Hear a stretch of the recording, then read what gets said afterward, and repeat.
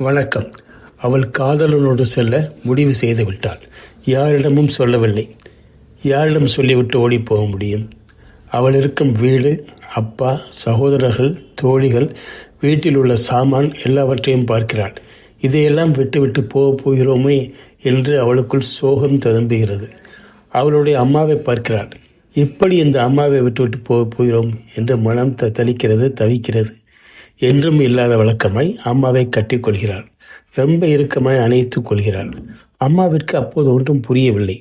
கடைசியில் வீட்டை விட்டு காதலோடு சென்று விட்டாள். அம்மா தனிமையில் இருந்து யோசிக்கிறாள். பாவம், ரொம்ப பயந்து விட்டாள் போலிருக்கிறது. அதான் என்னை அப்படி கட்டி பிடித்தாள். அப்போ எனக்கு தெரியவில்லை ஏன் அந்த குழந்தை என்னை கட்டி பிடித்ததுன்னு.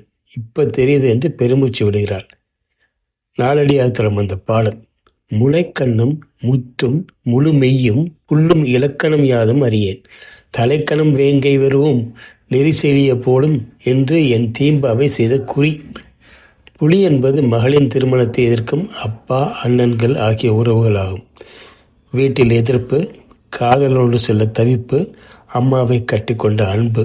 1000 ஆண்டுகளை தாண்டியும் அவளின் உணர்ச்சி அலைகள் நம் மனதை தொட்டு போவதை உணர முடிகிறது அல்லவா?